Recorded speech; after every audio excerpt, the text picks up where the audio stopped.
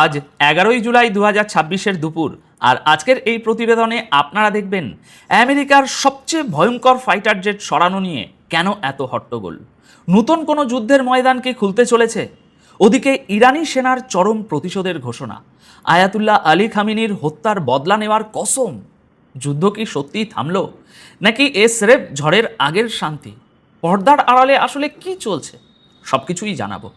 এদিকে ইসরায়েল ফের ইরানে বোমা ফেলতে মরিয়া, আমেরিকাকে বলছে শুধু একটা সিগন্যাল দিন। অন্যদিকে রাশিয়ায় 400 ড্রোন দিয়ে আক্রমণ, আস্ত জাহাজ হয়ে গেল আগুনের গোলা। সব প্রশ্নের উত্তর পাবেন এই প্রতিবেদনে। তাহলে চলুন শুরু করা যাক। দর্শক, আমেরিকার সবচেয়ে বিপজ্জনক যুদ্ধবিমান হিসাবে পরিচিত F-22 র্যাপটার এখন ইসরায়েল থেকে ফিরিয়ে নেওয়া হচ্ছে। রিপোর্ট অনুযায়ী আমেরিকার 12টি F-22 ফাইটার জেট ইসরায়েলের ওহাদা এয়ারবেস থেকে উড়ে সোজা ব্রিটেনে ফিরে গেছে। আর এই ফিরে যাওয়া নিয়েই উঠছে হাজারো প্রশ্ন। মনে রাখবেন, এগুলো সেই অত্যাধুনিক ফাইটার জেট যেগুলো ইরানের বিরুদ্ধে আনা হয়েছিল, মিডল ইস্টে নিজেদের স্ট্র্যাটেজিক উপস্থিতি মজবুত করতে এবং যে কোনো বড় সংঘাত আটকাতে আমেরিকা এগুলোকে মোতায়েন করেছিল। তাহলে কি আর কোনো সংঘাত হচ্ছে না?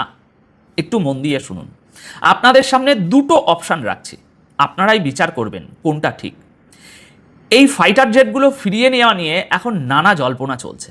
প্রথমত, কিছু ডিফেন্স এক্সপার্টের মতে আমেরিকা হয়তো ভাবছে যে ইরানের সাথে তাদের বর্তমান উত্তেজনা ধীরে ধীরে কমে আসছে, আর সেই কারণেই তারা তাদের সবচেয়ে দামি মিলিটারি অ্যাসেট ফিরিয়ে নিচ্ছে।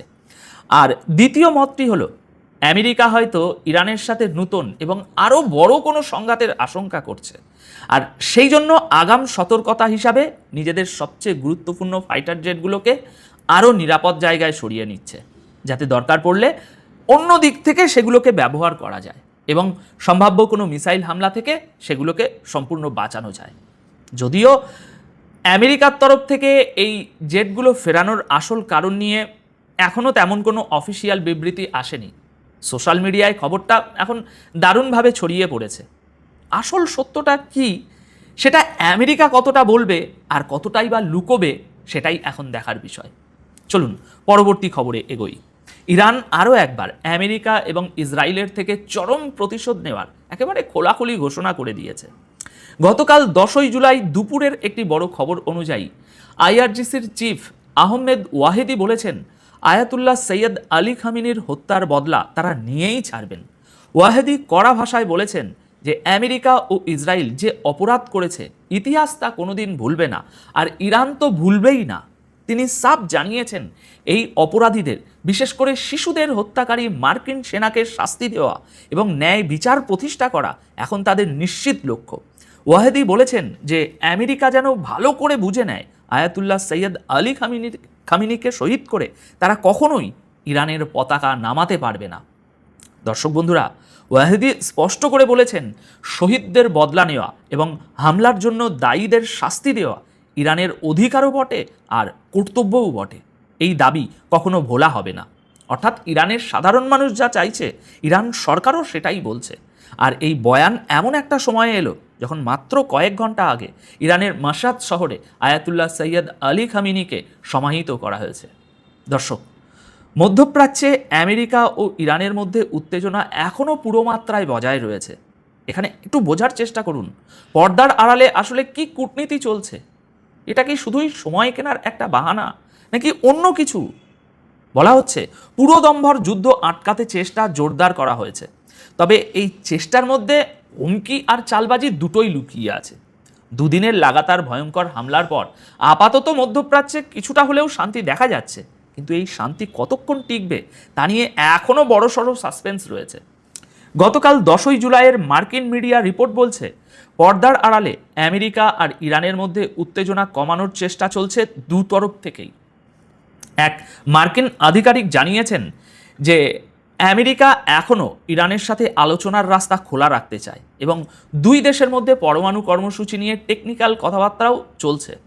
রিপোর্ট অনুযায়ী আমেরিকা জেনে বুঝেই হামলা এবং বিরতির মধ্যে একটা ব্যালেন্স তৈরি করার চেষ্টা করেছে বা করছে। একদিকে হামলার মাধ্যমে ইরানের উপর চাপ বজায় রাখা, অন্যদিকে আলোচনার রাস্তাও যাতে বন্ধ না হয় সেটাও তাদের লক্ষ্য। সিএনএন বেশ কয়েকজন মার্কিন আধিকারিকের বরাত দিয়ে জানিয়েছে, দরকার পড়লে আমেরিকা গত রাতেই নতুন করে হামলা চালানোর জন্য পুরোপুরি প্রস্তুত ছিল, কিন্তু আপাতত মিলিটারি অ্যাকশনের বদলে আমেরিকা কূটনীতিকে বেশি গুরুত্ব দিচ্ছে। তবে মার্কিন আধিকারিকরা একটা হুমকিও দিয়ে রেখেছেন, যদি পরিস্থিতি ফের বিগড়ে যায় তবে হামলা আবার শুরু হতে পারে। অন্যদিকে স্টেট অফ হরমুজের অবস্থাও ফের খারাপ হতে শুরু করেছে। সেখানে জাহাজের যাতায়াত আবারও মারাত্মকভাবে কমে গেছে। বিশ্বাস করুন, এমন চলতে থাকলে জিনিসপত্রের দাম আবার বাড়বে। এর প্রভাব ইতিমধ্যেই আন্তর্জাতিক এনার্জি মার্কেটে পড়তে শুরু করেছে, যা আগে থেকেই তেলের যোগানে ঘাটতির যে যোগান তার কারণে ধুঁকছে।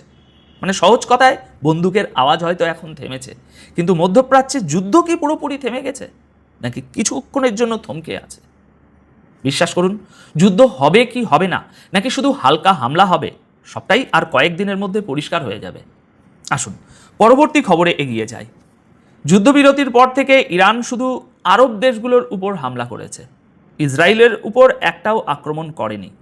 কিন্তু ইসরায়েল ফের ইরানের উপর বোমাবাজি করতে মরিয়া হয়ে উঠেছে, আর এর পেছনে তাদের একটা বড় ভয় লুকিয়ে আছে। একদিকে ইরান খোলাখুলি প্রতিশোধ নেওয়ার কথা বলছে, অন্যদিকে পর্দার আড়ালে আমেরিকা আর ইরানের মধ্যে যুদ্ধ এড়ানোরও একটা চেষ্টা চলছে। গোটা দুনিয়া স্টেট অফ হরমুজ নিয়ে আগে থেকেই চিন্তিত, আর বেশিরভাগ দেশই চায় না যে এই উত্তেজনা একটা পূর্ণাঙ্গ যুদ্ধে বদলে যাক। কিন্তু ইসরায়েলের মনোভাব সম্পূর্ণ আলাদা। গতকাল 10ই জুলাই রাতে আসা রিপোর্ট অনুযায়ী ইসরায়েল সরকার আরও একবার ইরানের বিরুদ্ধে খোলাখুলি যুদ্ধে নামতে তৈরি। রিপোর্টে দাবি করা হয়েছে যে ইসরায়েলের ভিতরের কিছু আধিকারিক চাইছেন আমেরিকা ও ইরানের এই সংঘাতের মাঝখানে ইসরায়েলও সরাসরি হামলা শুরু করুক। এখন ইরান তো ইসরায়েলকে সরাসরি আক্রমণ করার কোনো সুযোগ দেয়ইনি, তাই ইসরায়েল চাইছে তারা যেন আবার হামলা করার সুযোগ পায়। তবে ওই আধিকারিকরা এও জানিয়েছেন যে এর জন্য তারা ডোনাল্ড ট্রাম্পের চূড়ান্ত গ্রিন সিগন্যাল বা অনুমোদনের অপেক্ষায় বসে আছেন। ইসরায়েলি আধিকারিকদের অনুমান, আমেরিকা আর ইরানের মধ্যে এই হামলার পালা আরও কয়েকদিন চলতে পারে। মাঝখানের এই যে বিরতিটা চলছে, এই বিরতিটা আসলে কিছুই না, যে কোনো সময় আবার হামলা শুরু হতে পারে।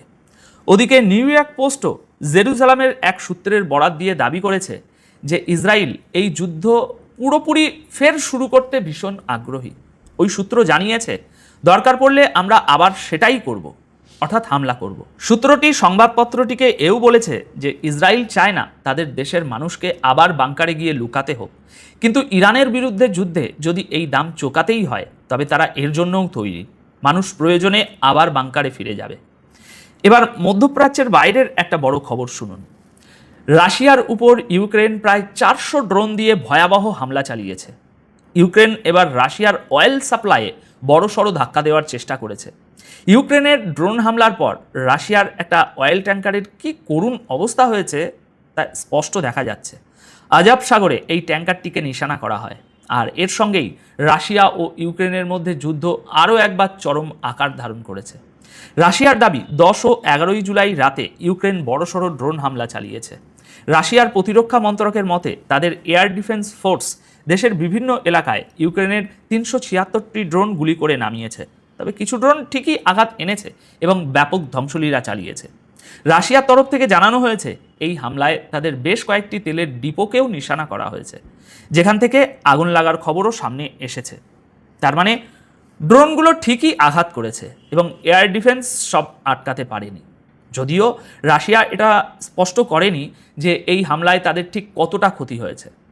তবে আপনারা জাহাজের গায়ে আগুন লাগার পর তার যে অবস্থা সেটা দেখতেই পাচ্ছেন। এটা রাশিয়ার জাহাজ, অর্থাৎ ক্ষতি তো হয়েছেই, তেলের ডিপোগুলোতেও ক্ষতি হয়েছে। তবে ভিতরের কথা রাশিয়া আর কতটাই বা প্রকাশ্যে বলবে। ইউক্রেন গত কয়েক মাস ধরেই রাশিয়ার তেল ও এনার্জি পরিকাঠামোতে এরকমই লাগাতার আঘাত আনছে।